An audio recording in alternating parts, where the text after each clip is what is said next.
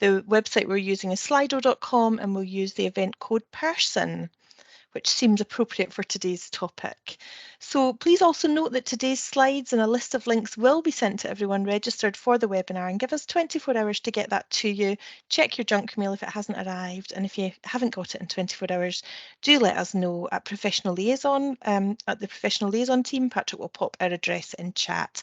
Make sure also that HCPC are on your safe senders list and that you haven't blocked us or aren't automatically sending us to junk mail, which is very helpful. Also, just very quickly today, please do remember to give us a follow on Twitter at the HCPC. If you are active on Twitter, we would greatly appreciate any tweets using the hashtag #MyHCPCStandards. And again, my colleague will pop into chat. Just a reminder to give the HCPC a follow on Facebook, LinkedIn, Twitter, YouTube, all the rest. So yeah, I think we're good to go today. We've got a really busy webinar, so the last thing I want to say actually is an apology that we have to mute everybody's microphones and turn off your cameras, apart from those presenting. Just it gets a little bit large and unwieldy in webinars of this size. It gives me great pleasure today really to be able to speak to you about this topic. So the topic of service user involvement and centralising the role of service users is of great interest to me. My name is Fiona Campbell, and I'm an HCPC-registered SLT myself, so as a speech and language therapist working now for the Health and Care Professions Council. I'm going to introduce you to my colleagues who will also be speaking today in our 45-minute webinar. So first up, we'll hear from Matt Clayton. Hello to Matt, who's a policy manager here at the HCPC. And last but certainly by no means least, our main speaker for today, I'm delighted to welcome Dr. Gareth Hill to join us today, who is a registrant therapeutic radiographer and is speaking to us today about some research that he's done in this very relevant and important field. So many thanks to my speakers ahead of time, and again, please do put any questions that you've got on chat and we will come to them throughout the webinar today. I'd quite like to start today, if you could go to slido.com and enter the event code person, and you should see, hopefully quite soon, I'd quite like to know which professional group you belong to. If you're having any problems registering, or not registering, but accessing Slido, then you can use the chat function. So feel free to pop in the chat your professional group if Slido is problematic. It seems to be working though, so thank you very much indeed. So we look like we've got quite a lot of our registrants. I'm just hoping we can see the screen. Can we? Could my colleagues let me know that we can see the screen? Yeah, perfect. So we've got quite a range of our registrant groups today. So let's just have a quick look down. It's always really helpful for us here to work out who we're not getting today. And so far, I can just see, I think, 4 professions at the bottom that we don't appear to have anyone. Oh, we do have a podiatrist in chat, which is fantastic. So we look like we might be really well represented today, which is absolutely fantastic. I'll just give this a few more moments before we move on, before I stop this. And again, pop in chat. It's really, really good for us to know who we're talking to today. Okay, 1 or 2 more moments. Lovely. Thank you very, very much, everyone. Again, a very warm welcome to this session. What we're going to be doing in this session, this is the last of our sessions where we introduce some of the changes to the standards of proficiency that the HCPC have produced. And this one, and it's very, very close to my heart, is around how we further centralise the service user. So we've taken a lot of time and consideration at the HCPC to really trying to strengthen the voice of service users in the HCPC standards. We're then going to go on and explore a little bit about experiences and perspectives from me really on delivery of person-centred care and how this relates to the new standards of proficiency. And then we're going to hear from Dr. Gareth Hill today, who's going to talk about a really key piece of participatory research that he's completed very recently on experiences of LGB people and their experiences in particular of cancer care, and he's going to be sharing some of the productions from this piece of work that he's done around that. So we're really happy that he's joining us today. Thank you again. And we're going to be reflecting and planning CPD activity relating to service users and thinking a little bit about HCPC support that might be out there for you. So there's some questions I can see popping up in chat already about whether the other sessions are available to use, and very soon we will be making all of the recordings from the other sessions available for a time-limited period of time just for people to view if you've not been able to join our sessions today. Our sessions so far. I'm going to pass over to my colleague Matt now, who's going to talk to you a little bit about the changes to the standards of proficiency. I realise that some people may have been to previous webinars and heard a little bit about that, but we're going to cover that again briefly today because we do realise that not everyone will have been to all of the webinars to kind of understand what these changes are. So he'll direct you a little bit more and focus in on what the changes are to the ways in which the service user voice is strengthened in the new standards of proficiency. So over to you, Matt. Thanks. Hi again, everyone. So like Fiona said, I'm going to keep this relatively brief because it's something we have covered and we don't want to teach you about the generic standards 15 times. And what we're looking at here with the new standards of proficiency that are going to come into effect on the 1st September 2023 is a load of profession-specific standards, so across all the different professions. But one of the standards that we're looking at today is around further centralising the service user, which is part of the generic standards that we've changed. So the changes to the generic standards are quite broad, but we can look at them in 6 main groups. So the EDI standards, safeguarding, the changes we've made to how we expect registrants to maintain their own fitness to practice, tech and digital skills, leadership, and then, of course, further centralizing the service user, which we're going to cover more today. Next, please. So we know that further centralizing the service user is a bit of a woolly term. It is difficult to understand. It's difficult to fit it all into one slide there, as Fiona's tried to do. But what's important to recognize here is that this is obviously not a new standard. Centralizing the service user has been something you've all been doing as registrants and all been expected to do. It's been a key part of your work. And what has changed is more about the expectations of how you would do this. So, for example, if you're looking at something like confidentiality, for example, we have service user related standards relating to confidentiality that talk about how you involve your service user in conversations about confidentiality, how you explain how the information is going to be used, for example. And that links with a bunch of different things. So tech standards talking about the specific risks we've got now with many more people using remote consultations and making sure your service users understand all of that.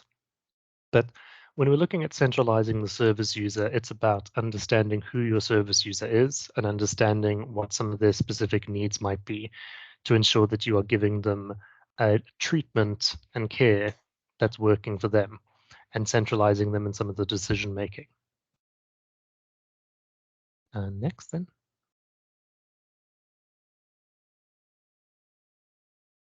Matt, this is back to my piece now. I was just sorry, Yes. Matt. I made a mistake there with my slides. I'm really sorry about that. No worries. I think from the things that we've certainly discussed between your team in policy at the HCPC and my team in professional liaison is that we're seeing really clear that there's multiple changes to the way in which service users are represented in the standards of proficiency. And I think for me, what really comes from that, I think, is it cuts across lots of different themes, doesn't it? It cuts across, like you said, ED&I, so quality and diversity and inclusion, cuts across confidentiality and all sorts of different realms, if you like, of the standards. And I think for me, what really comes from that, if you like, is a kind of ultimate responsibility to really be able to consider how well the care that we're providing as registrants meets the needs of the people that we're serving, and importantly, the role, if you like, that they're playing in determining the care that they receive. And I think for me, what's really clear, from people's experiences of care quality that they receive directly, it's evidence to us quite clearly in complaints, if you like, that come in. So we know from the National Health Service that complaints tend to come in not so much about treatments that have been delivered, but how involved someone has felt in their care, how well understood they've been, in terms of how well heard they've been, how well involved in their care they've been. And it strikes me, if you like, from that, perhaps there's something about looking at how involved people, feel in determining, the ways in which their care is received and their capacity to influence and direct the care that they receive, but also importantly, sort of related to that, how understood and how valued they feel, for example, as a person, in the ways in which health and care professionals behave and demonstrate their sort of commitment, if you like, to person-centredness. And I think, Matt, it would be fair to say that, the new SOPs place focus, don't they, on how much, or the new standards of proficiency place that focus on how much effort, if you like, we make to understand an individual and to consider how different people perhaps experience care that they receive and how they experience care differently from one another. Yeah, absolutely. And looking into how people experience their care differently, I think you're absolutely right to talk about the importance in communication, that where people think, where service users think that care has gone wrong, it's often about not just their treatment, but around how they've experienced it themselves. And so having that open communication from the start with service users is going to be incredibly important. And like you were saying as well, there isn't necessarily a set of standards that just relate to service user voice. Are standards relating to confidentiality, to consent, to respecting service user autonomy. All of these link in with one another, and I think are part of an important part of practice now. Thank you very much, Matt. It's really helpful to hear that. I think for me, probably that link, if you like, to person-centred care has been a bit of an eye-opener here. I must apologise if there's any background noise actually today. I must say to everyone on the call today that I have my young son at home unwell today, so there's a slight chance that he may barge in at this particular point, but you know, I do apologise in advance if that happens. My interest in person-centredness goes back a long way as a registrant myself. You know, I've been fascinated by concepts of person-centred care and watching how they develop, if you like, over time, and kind of how we deliver healthcare. I've chosen to put up this quote here by McCormick and McCann's 2017. So around person-centredness being an approach, if you like, to practice established through the formation and fostering of healthful relationships between all care providers. And the part that I really like about this is this mention about personhood, that it's underpinned, if you like, by values of respect for persons, individuals' rights to self-determination, mutual respect and understanding, and importantly enabled by cultures of empowerment that foster continuous improvement. So while the HCPC standards and the new standards don't specifically refer to person-centred care, so much of what we're suggesting here really is about how we listen to the voices of our service users and the people for whom we're delivering services. And for me, ultimately in my career, there was learning between the difference between being patient-centred and person-centred. So in my practice, I was always really interested in how I better involved people in their care, you know, by asking them for their feedback, by trying to develop pathways, for example, that were sort of co-designed and co-produced, which are all really important, you know, for individuals and their family, ensuring that I heard their voices and their care experiences. And I didn't always get it right, but I was doing it. But for me, there's something about moving on in terms of person-centredness, in terms of understanding people as individuals and who they are and what they bring, and my ability, if you like, to build mutual trust and understanding and develop therapeutic relationships for people, for different people. And I guess my question and my own reflective questions would be that I would pose to you as registrants today is, how well do you feel that you're involving people in your current practice? I'm such a fan of a reflective question. There's more at the end today. And ultimately, what, looking in, would a service user typically say that you in your practice do quite well in terms of involving people in their care? And importantly, how person-centred is your practice? Thinking about personhood is a little bit different from being patient-centred. We know that certain groups of people across the world find care far more difficult to access, that person-centred care is not necessarily freely or easily available to all groups of people, and that services have to work very hard to reach those groups of people. And very, very often, those are groups of people with our protected characteristics under the Equality Act. And I'm really delighted to invite Gareth to talk about some of his work here today. And I'm going to leave him to introduce his work because it's in a very fascinating and very, very relevant area, and one that certainly sparked a lot of interest clinically, me reflecting on my practice. So over to Gareth now. Well, thank you very much, Fiona. So yeah, just in terms of my background, so as you mentioned at the very beginning of your presentation, so I am a therapeutic radiographer by profession, and until very recently was the head of a radiotherapy department in Dundee in the northeast of Scotland. And so throughout my career, I've been very fortunate in the fact that I have worked so in both clinical and academic positions, as well as then finally, so in a managerial role. And what has happened recently is that I was supported over the last few years by my professional body, so to undertake a piece of research where I wanted to look in depth at what lesbian, gay and bisexual people's experiences of cancer care were. And through that, then it's really enabled me to be able to develop a lot more research skills, particularly around my role and the work and the activity that I've done. And I've now stepped into a new position where I'm working in a senior managerial role, so at Healthcare Improvement Scotland, but I'm still very much professionally active and very much interested in this area, and a huge advocate of research to be undertaken, particularly by allied health professionals and radiographers. So, so thank you very much for the opportunity. So are you all right to go to the next slide for me? Thank you very much. So I think the first thing to discuss then is who we're talking about in relation to the LGBTQ plus community. So some people are maybe a little less aware than others of the various different terminologies and things that are potentially used to be able to discuss. So and make reference to this community and group. So but I think people need to be aware of, and we sometimes so tend to talk about a rainbow. So and we end up having a Pride Progress flag that is demonstrated that represents us, and a rainbow is actually really quite fitting, so because it's a very broad spectrum of people and a very diverse community of the people that fit within it. So but just to make people aware that around about 5 to 7% of the population within the UK are likely to be lesbian, gay, bisexual, transgendered or queer plus.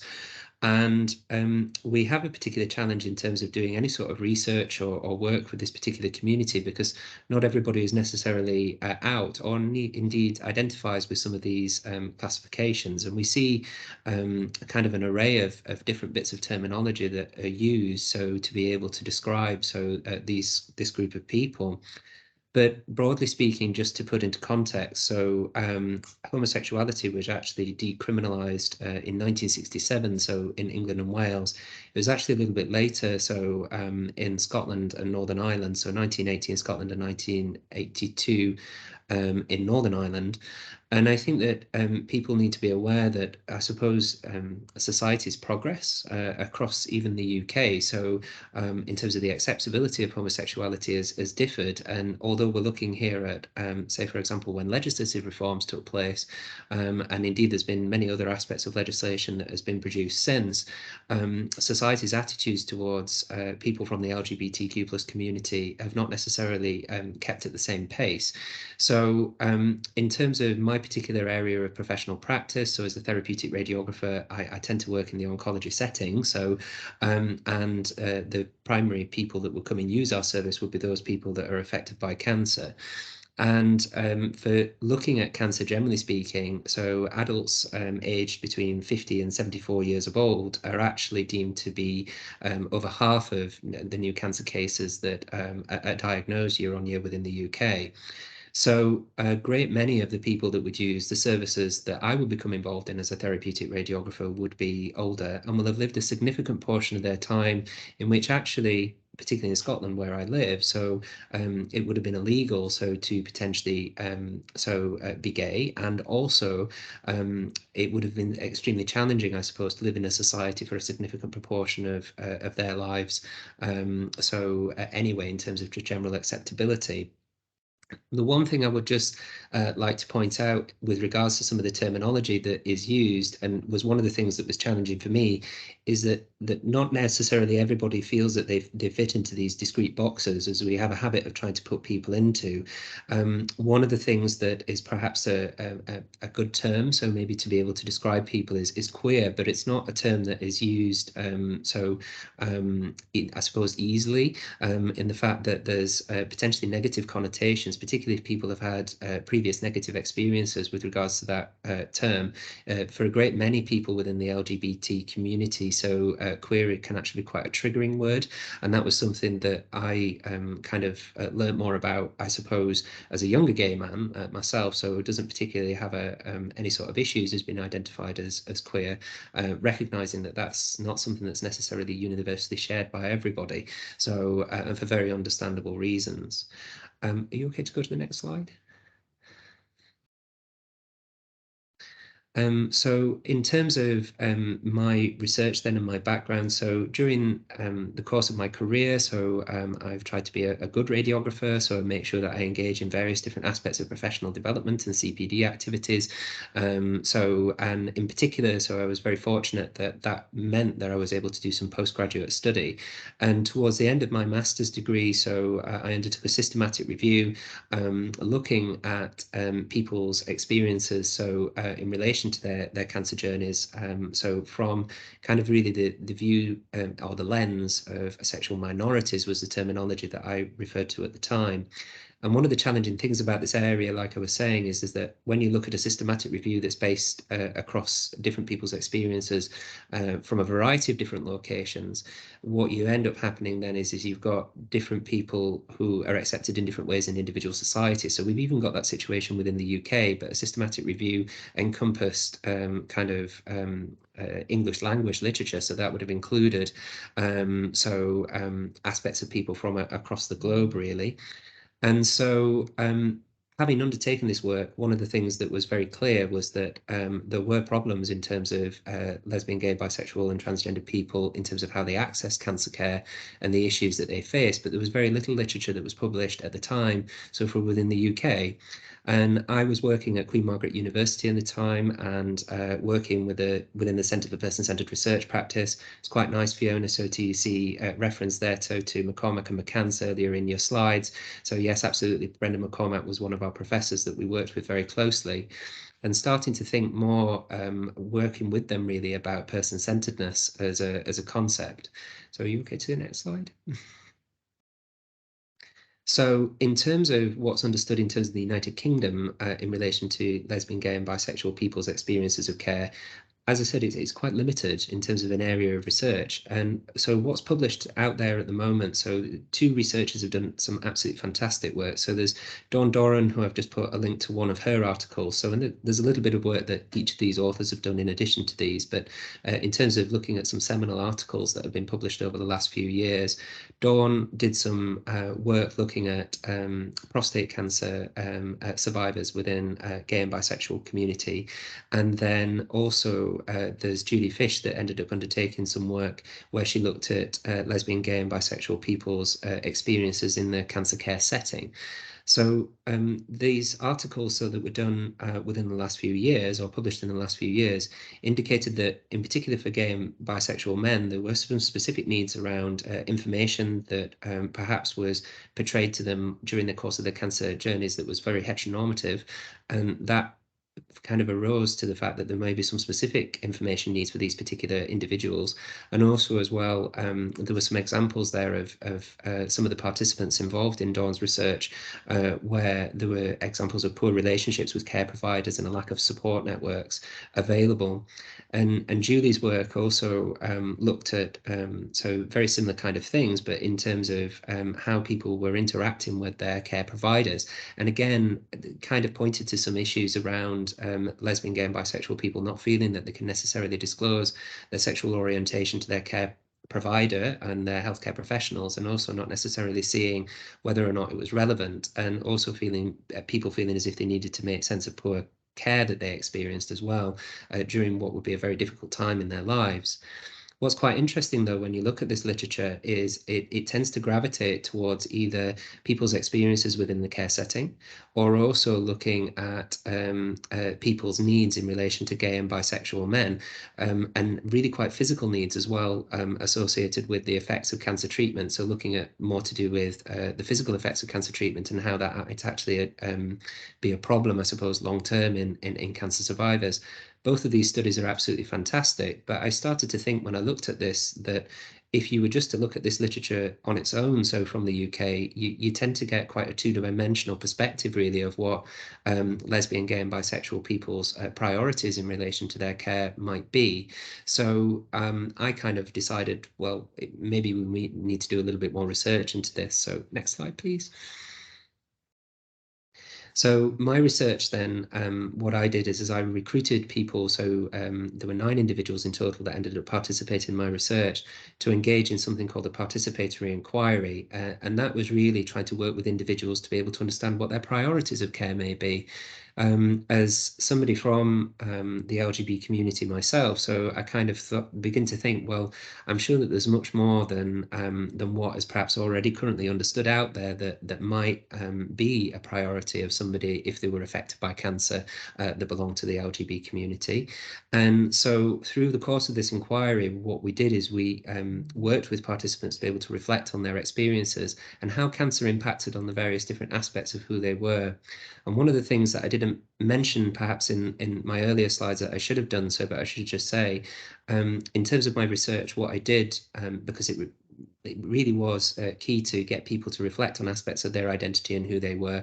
We were looking at this very much through the perspective of sexual orientation. So in other words, people that would identify as being lesbian, gay and bisexual, rather than necessarily looking at it from a perspective of gender. So people that would be, perhaps be transgender. And that's not to say that so transgender people in relation to their cancer journeys don't have very specific needs. So they do, and indeed, actually, there's evidence out there to suggest that they also have negative experiences in terms of their care. But in terms of this research, and it was really necessary, I suppose, at doctoral level for me as a PhD candidate to hone down on some very specific areas. So that's the reason why you'll see aspects of work that I've produced, including the practitioner guide on the left, that makes reference to lesbian, gay and bisexual people in healthcare rather than necessarily transgender individuals. But that was just because of the focus of my research. And I do have some information for individuals that people might want to potentially go and look at. So in addition to my own research. So having done the participatory inquiry with the individuals that were involved in the research, one of the things that I needed to do was work with individuals to be able to establish something that they potentially wanted as an output. And what we devised was the practitioner practitioner guide. So in terms of the principles of research, very much we looked at so how personhood was impacted on their experiences of care. The emphasis of doing the research was very much looking at how to do research with people rather than on people, and a lot of things to do with partnership working with participants to be able to establish what their priorities are. So I think one of the key things was trying not to make assumptions, and trying not to make assumptions based on the published evidence that was already out there on what people's needs might be. And that was quite a challenge, actually, because quite traditional qualitative research would probably encourage a researcher, a healthcare professional such as myself, to kind of frame a question and maybe do more traditional research methods, where what we would do is we would go and interview maybe a focus group of individuals or do one-to-one interviews, and that the researcher themselves would be encouraged to be quite distant from the participants that are involved in the research. Participatory research is very different. What you need to do is you need to work with key stakeholders and people that are affected by the issues to come together to be able to actually co-design how it is that you're going to address and actually investigate the particular problem that people may face, and actually really try to tackle assumptions that you may potentially have as a researcher in terms of what you feel that people's priorities and needs might be, and actually be very open so to people potentially challenging those, and really viewing the people that you're working with in order to be able to establish their needs of care, actually viewing them much more as potentially co-participants within the research or co-researchers, rather than necessarily that distance which is potentially advocated in more traditional research forms. So in terms of the research that we were doing, so I used a variety of different methods. So in order to be able to explore who people were from a creative point of view, and my research incorporated means of which people were able to create identity maps of themselves. And this was all about trying to get people to take a step back rather than coming with, say, for example, negative experiences with care or things that were perhaps already understood. These were things that were very important, but actually getting individuals to stop, create kind of a representation of who they were, and everybody created something slightly different, and using that as a frames of reference to be able to then discuss who different people's, what the various different facets of who people were and how cancer impacted on these various different aspects of their lives. And I put here an example of one individual that participated in my research, that's Cece, and then I put a little kind of extract really from the transcript of the recordings that we took from one of my participants. She was talking about some of the experiences that she had in care, and how the fact that she found it very difficult difficult sometimes to come out, or in particular looking at healthcare practitioners' reactions to when she told them that she was a lesbian, and the fact that there was some real awkwardness there that was experienced at different points during her cancer journey from a variety of different professionals.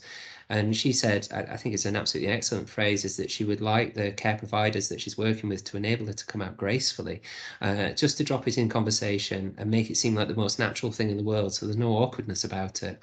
And for those of you that might be interested in my research, I know I've certainly put links to my thesis, and you'd be more than welcome to go and have a look. In terms of the research findings, they were broken down in different ways. So what happened is I had 5 original findings of my research and 5 complementary findings. And I seem to have, there we go, it's come back. In terms of the original findings of the research, these were things that had perhaps not been published within literature very much at all. So globally, in terms of understanding people's experiences from the LGBT community affected by cancer. In terms of the complementary findings, these were things that added to kind of our current understanding of where things have potentially been investigated in the past. So in terms of the original findings, there were a number of individuals that were involved in my research that had come out in later life and also were coming out at the same time as going through their cancer treatments, indicating potentially additional support needs that they may have.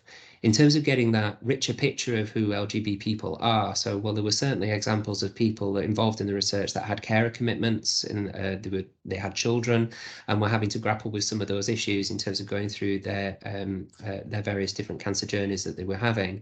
And there were also some interesting things expressed as well in terms of attitudes towards labels and not wanting to feel as if they were being bracketed, and some particular things that came out in relation to being, terminology that is used, particularly by researchers and people trying to attract people into participating in research, and also as well working with members of the LGBT community, particularly around the word queer, as I was discussing towards the start.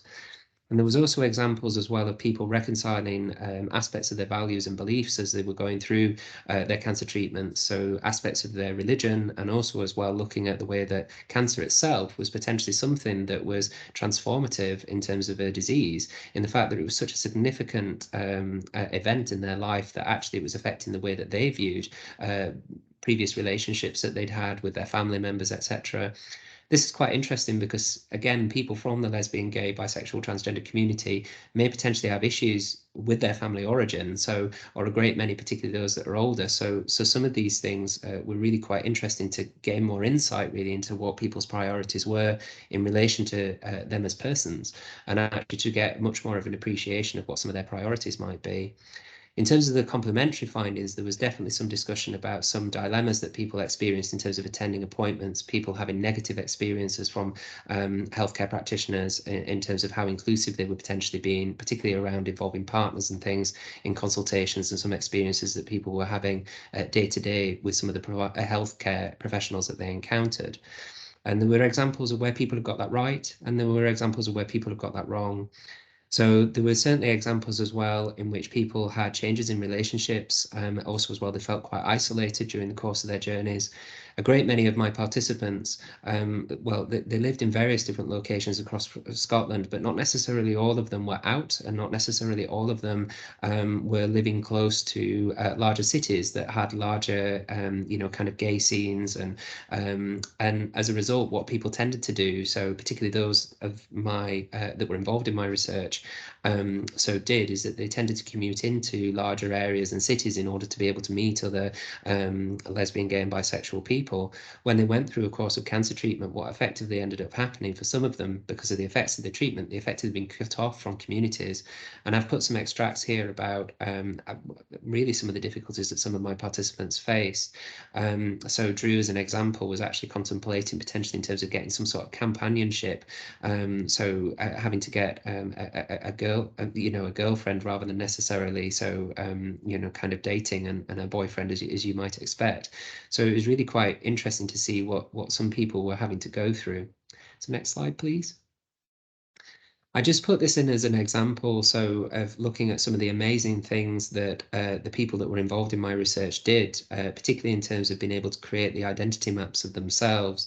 This was one of the people that participated in the research called Tate. So and she really, I mean, I was nervous about using creativity over the course of my research, and it was an extremely powerful tool. As people were able to create these maps of themselves, it actually served as an excellent frame of being able to discuss what had happened to them, but also it served as a good opportunity to be able to come back and discuss aspects if there was a point of the, particularly for when I was discussing things with the participants about what had happened to them, if they had any sort of difficulties or anything like that, I could come back to other bits at a later point when it was easier to discuss.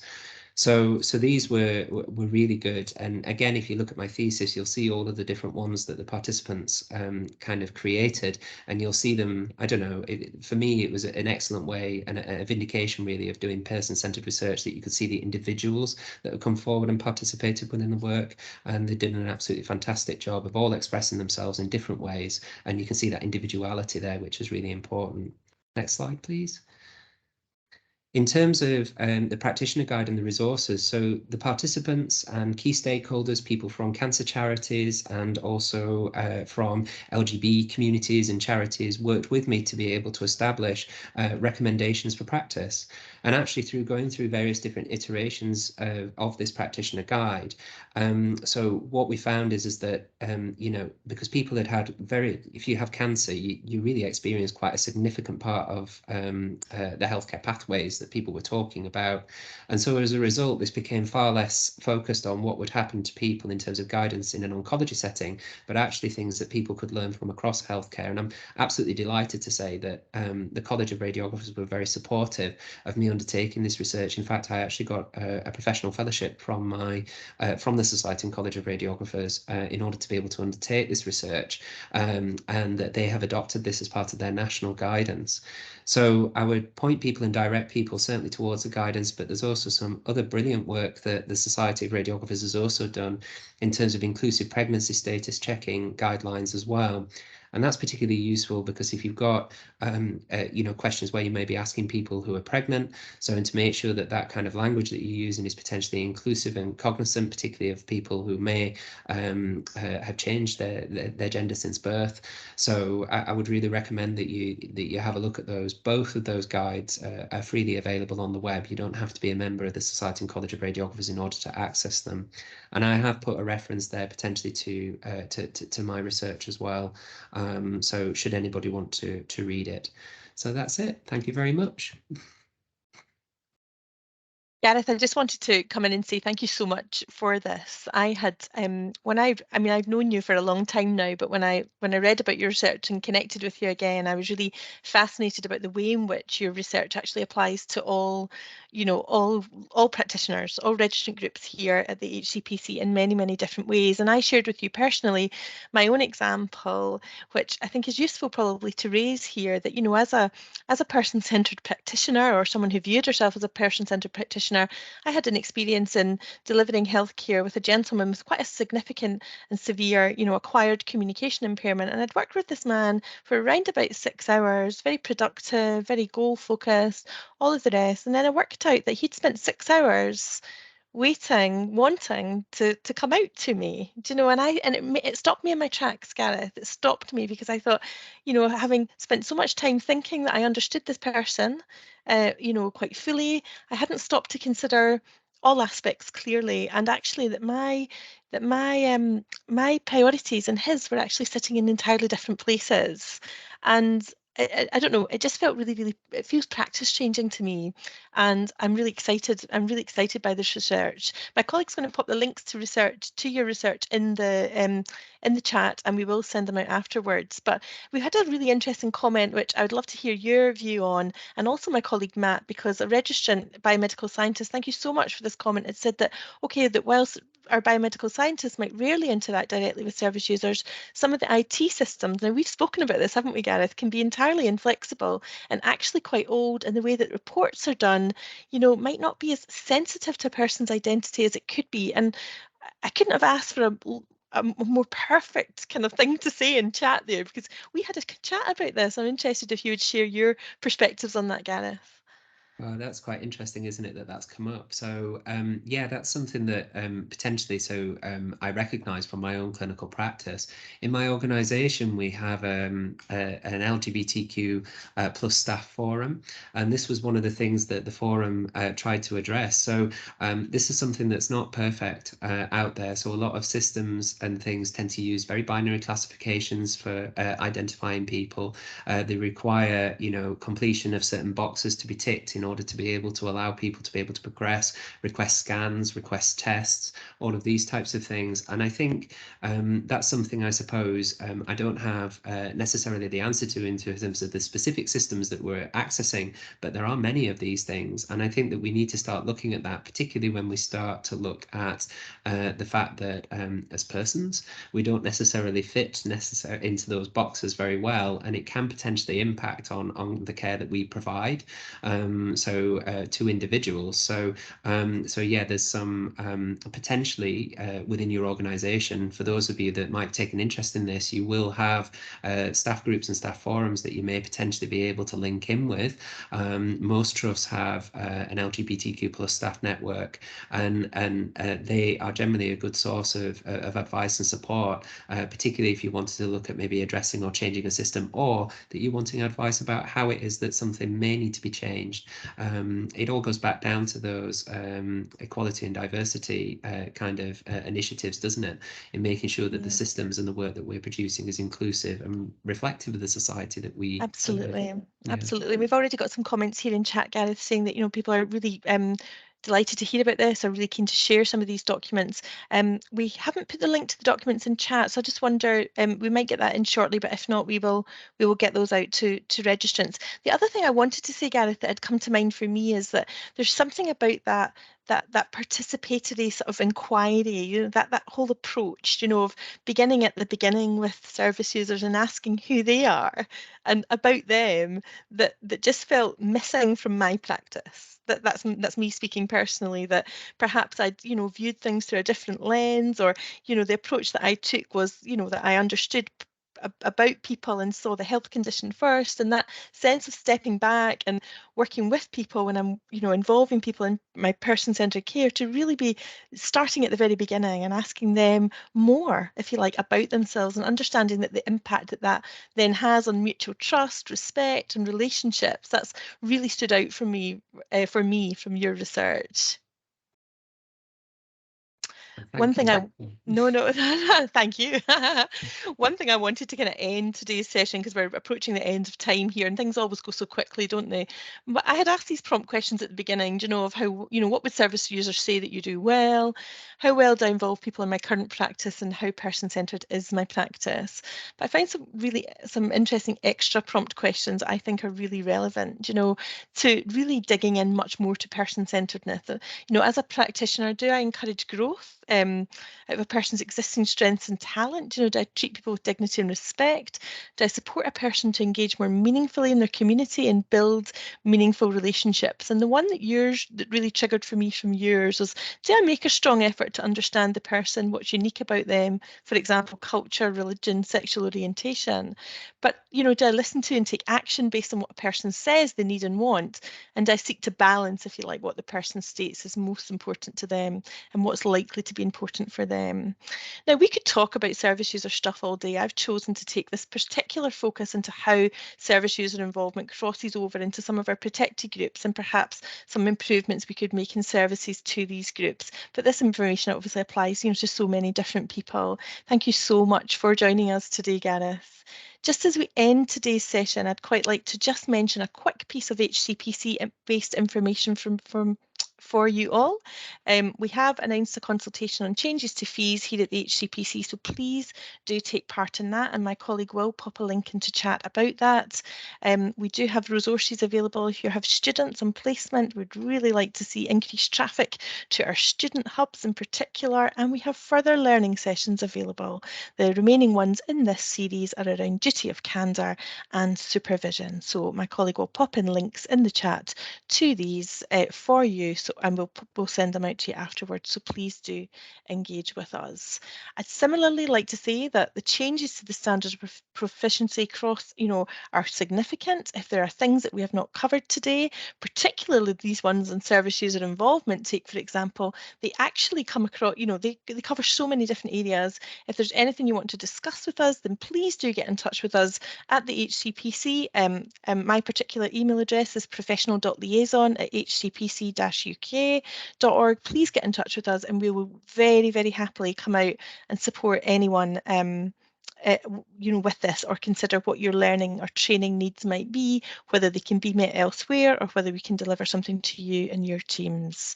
So it just leaves me today to say thank you so much to all participants for joining us and for your engagement with the session today.